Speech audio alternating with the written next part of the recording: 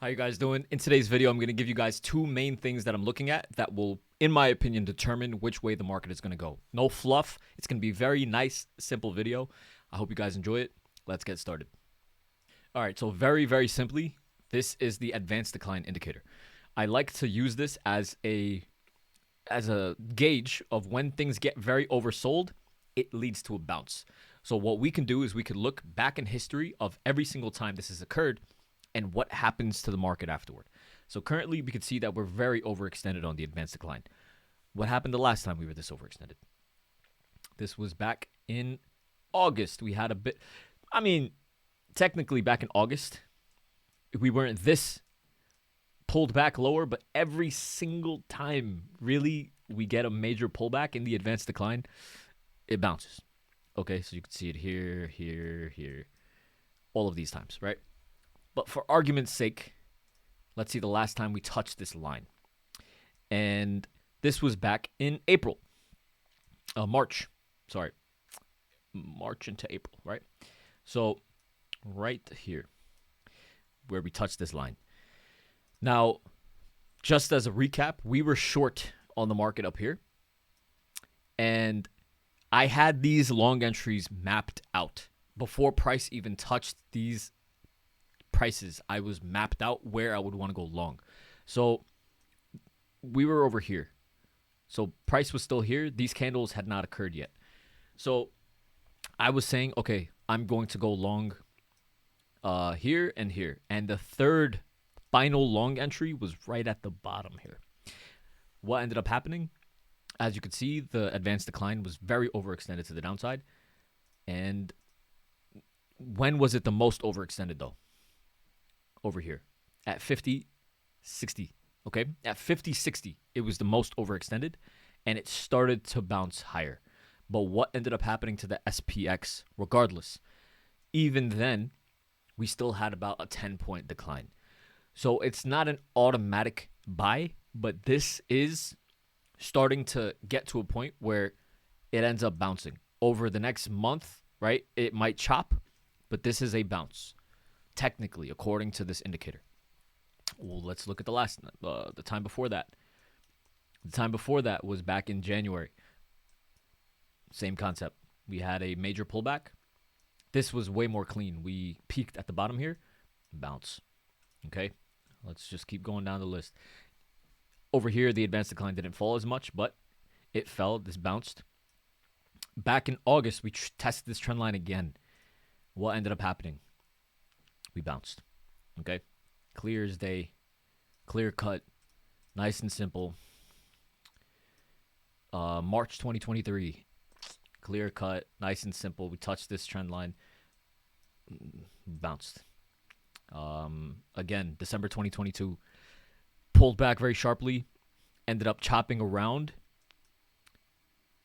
Even as the advanced decline really started not being oversold anymore, the price did not move anywhere. That's something that could end up happening this time. So we could chop around.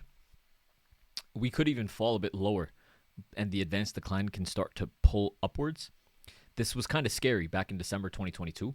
But regardless, you started seeing some buying pressure and we ended up getting a bounce. Essentially on December 19th was when this pullback occurred. And we started to make new highs by January 6th. So it took almost 3 weeks for the market to start to show some strength. So that's there as well. And then September of 2022. So this occurred twice. So September 1st, we got a major pullback and it bounced. And then that was the huge pullback even lower. And then still, all of this was still an amazing buying opportunity, as you can see. So that's that as well, honestly. And then last but not least, we could just continue going down the list, honestly. June, we didn't get this overextended, but, this was where it peaked.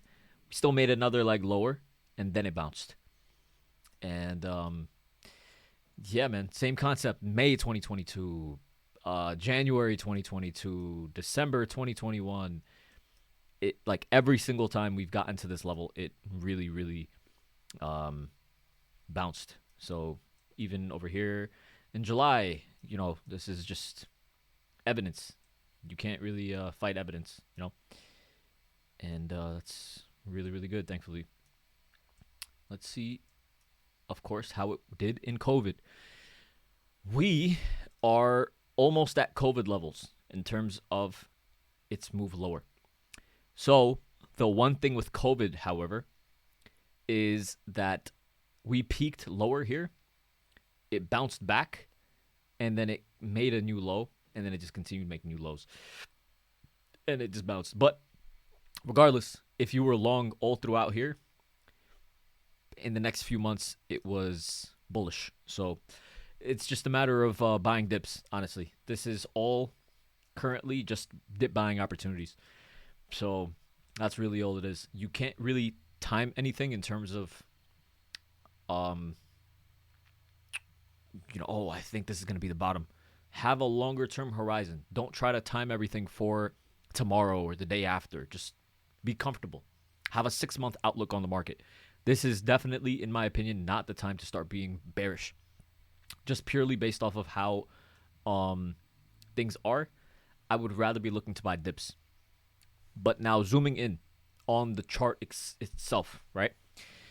So the SPX, so let's just look at the chart. Okay, so the SPX currently, we only really closed. So yesterday, okay, what I like to look at is the Bollinger Bands, as you guys know. We got one close outside of the lower level of the Bollinger Band. We opened inside, and then we closed again outside of the lower level of the Bollinger Band. What denotes overextension to the downside? What denotes overextension to the downside is multiple opens and closes outside. We have not gotten multiple opens and closes. We just got 2 closes. What I really want to start seeing is an open. If we open outside of the lower band tomorrow, and then we also close, and then again, if Monday's, by some grace of God, we open outside of Monday as well, clear as day, awesome long opportunity in my opinion, and this would be a great gap to fill. This would be fantastic if we end up getting over here. This would just be fantastic. This would be a really, really good opportunity to basically just long 57.60 on the SPY. That would essentially be around 576. Another $10 lower.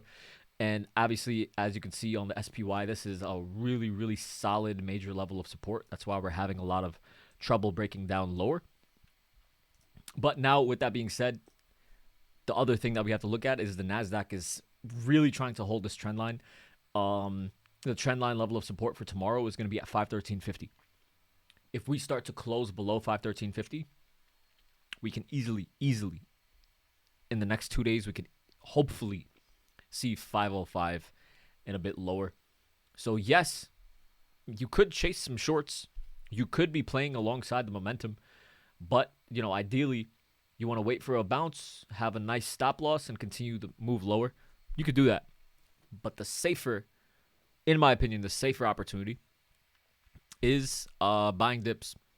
And that is essentially it. If you were not short up here, you have to be way more tight with your shorts down here. Does that make sense? You have to have tight stop losses. So at the moment, instead of trying to chase, I would rather wait for extreme weakness. As you saw with the advanced decline, it was starting to get to a point where the market is overcooked to the downside, and it would start needing to start showing some sort of bullish moves. And the last thing I want to show is the VIX. The VIX also, I would love to see the VIX opening and closing outside of the upper bands. Once the VIX really starts overcooking to the upside, that is a good indication that the market should be pulling back. So currently the VIX had a down day today, but it closed. We rallied upwards. What I want to see is the VIX overshoot some more. Once it overshoots a bit more, the market is going to get much more overcooked to the downside. And to make this very simple, very simple, we monitor the VIX because if the VIX is rising, the market should be falling. if the VIX is aggressively rising in a way that's not sustainable, the market would most likely be aggressively falling. And that move to the downside is also not going to be sustainable. So this move in the market that would happen as the VIX rises would be good long opportunities for a bounce, in my opinion. So I hope this makes sense. I hope you guys enjoyed today's video. Please make sure to like, comment, subscribe, do all that good stuff. And I'll see you guys bright and early tomorrow morning. Thank you.